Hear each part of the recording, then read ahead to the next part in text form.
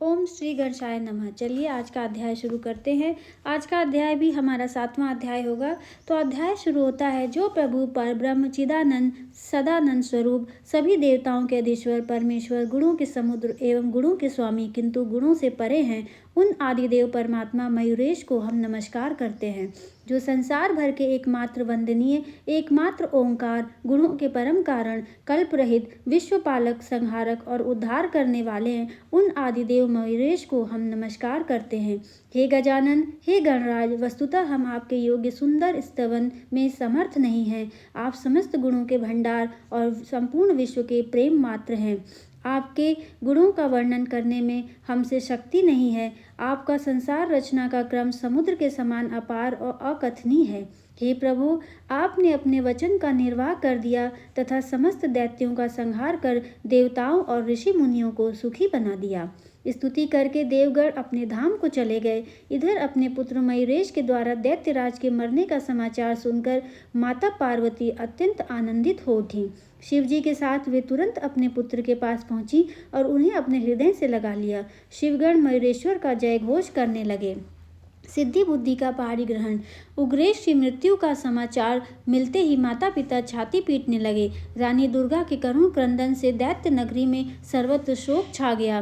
दैत्यराज के लिए चंदन चिता तैयार की गई और रानी दुर्गा भी अपने पति के साथ सती हो गईं। तदुपरांत उग्रेक्षण के पिता चक्रपाणि उस नगरी के राजा हुए। विष्णु आदि सब देवताओं को मुक्त कर दिया गया तथा भगवान मयूरेश की सेवा में उपस्थित होकर उनकी स्तुति की और फिर निवेदन किया, प्रभु, आपकी समस्त चराचर मैं विश्व के उत्पत्ति, पालन और संहार करता है। आपकी माया से मोहित हुए जीव आपको जान नहीं पाते। आज आपके दर्शनों का सौभाग्य हमें प्राप्त हुआ है, इस कारण हमारा जीवन सफल हो गया। मयूरेश ने प्रसन्न होकर कहा, राजन, तुम्हारे पुत्र को मैंने विवश होकर मारा है, परंतु उसे मोक्ष की प्राप्ति हो गई है। मैं तुम पर प्रसन्न हूँ, इसलिए इच्छित वर मांग सकते हो। चक्रपाणि बोले, नाथ, यदि आप प्रसन्न हैं तो मेरे भवन और नगर को पवित्र करने की कृपा कीजिए। प्रार्थना सुनकर मयूरेश अपने गणों के सहित गंडकी नगर में पधारे, जहाँ राज्यसभा में विद्यमान सभासदों, प्रजाजनों, मुक्त हुए विष्णु आदि देवताओं ने उनका स्वागत किया।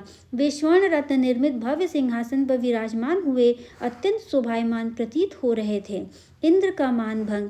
राजा चक्रपाणि ने मयूरेश का पूजन किया और स्तुति करते हुए बोले, नाथ, आज मेरा जीवन, मेरा भवन, नगर, सभी प्रजाजन धन्य हो गए। जिन परमात्मा के दर्शन अनेक जन्मों में तपस्या करके भी ऋषि महर्षिगण प्राप्त नहीं कर पाते, उनके मुझे साक्षात दर्शन हो रहे हैं।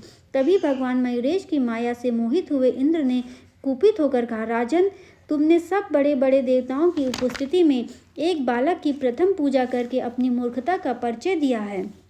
चक्रपाणि बोले, देवराज, यद्यपि आप रुद्र, सूर्य, वायु, वरुण, कुबेर, अग्नि आदि समस्त देवताओं को मेरे पुत्र ने आज हरा दिया, उसके भय से समस्त देवता, सिद्ध, गंधर्व, ऋषि मुनि आदि यत्र तत्र छिपे रहे।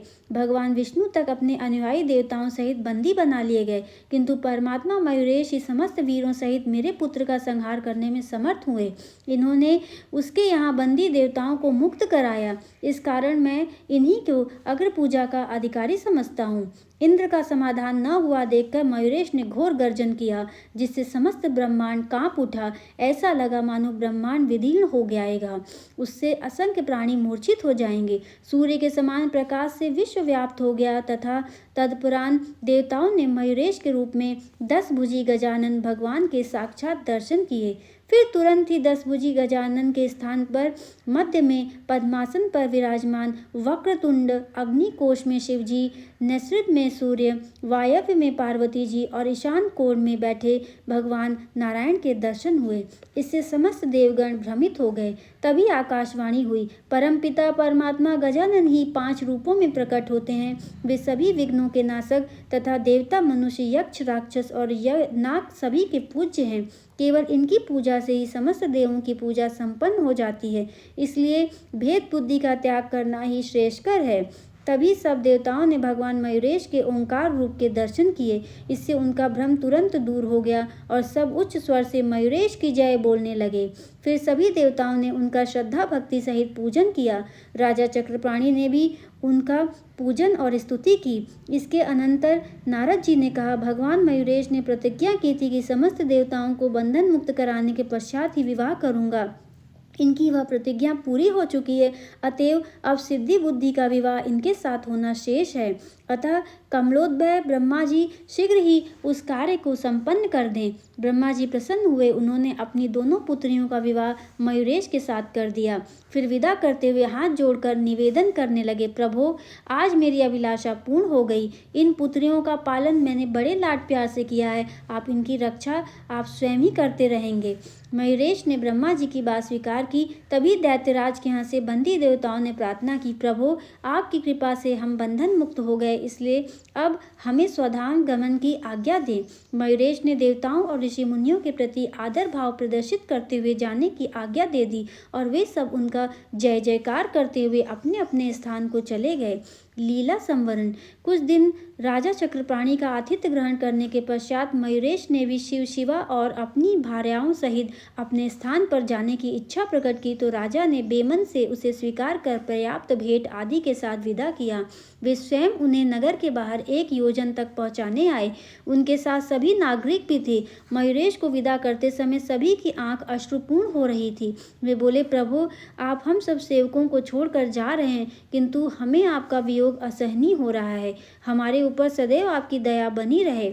मयूरेश ने चक्रपाणि और उनके समस्त प्रजाजनों को समझाया, आप लोग निश्चिंत रहें, मेरी कृपा से आपको समस्त सुखों की प्राप्ति होगी। मेरे स्मरण मात्र से सभी संकट दूर हो जाया करेंगे। इस प्रकार आश्वासन देकर मयूरेश अपने नगर को चले। उनके साथ शिव, शिवा, ब्रह्मा, विष्णु आदि प्रमुख देवता भी थे। प्रथमादिगण उनका जय जयकार करते चल रहे थे। निश्चित अवधि में गंतव्य स्थान पर पहुंचकर सभी ने विश्राम किया और कुछ दिन बाद की बात में निकल गए। तीनों बहुओं को पाकर पार्वती जी बड़ी प्रसन्न हो रही थीं। वे भी उनकी बहुत सेवा करती तथा आशीर्वाद पाती थीं। शिवगण भगवान मयूरेश को प्रसन्न करने का सदैव यत्न करते रहते थे। तभी एक दिन शिव, शिवा, ब्रह्मा, विष्णु आदि के समक्ष मयूरेश ने गंभीर वाणी में कहा, देवगण, मैं एक महत्वपूर्ण बात कहता हूँ, आप ध्यान देकर सुने। मैंने जिस उद्देश्य से धरती पर अवतार लिया था वह कार्य अब संपन्न हो गया है। असुरों के मरने से पृथ्वी का भार भी उतर चुका है और दैत्य के कारागार में बंधनग्रस्त देवता भी मुक्त हो गए हैं। स्वाहा, स्वधा और वशटकार भी पहले के समान निःशंक रूप से हो रहे हैं। इसलिए मेरे अवतार का प्रयोजन पूर्ण होने पर मेरा कोई कार्य अवशेष नहीं रहा और मेरे स्वधांगमन का अवसर आ चुका है। यह सुनकर दुखित हुए देवताओं ने सजल नेत्रों से कहा, प्रभु, आप हमें त्याग कर क्यों जा रहे हैं? अब यदि पुनः दैत्य उत्पन्न हो गए तो हमारी रक्षा किस प्रकार होगी? चिंता न करो, मयूरेश ने आश्वासन दिया, जब कोई संकट उपस्थित हो तो मुझे याद करना, मैं तुम्हारी सदैव रक्षा करूंगा। तो आज का अध्याय हमारा यहीं पे समाप्त होता है और मैं आशा करती हूँ आपको आज का अध्याय अच्छा लगा होगा। अगर आपको आज का अध्याय अच्छा लगा तो हमारे चैनल को लाइक करें, शेयर करें, सब्सक्राइब करें और कमेंट बॉक्स में जरूर आगे आप और क्या सुनना चाहते हैं। तब तक के लिए आप सभी का दिल से बहुत बहुत धन्यवाद।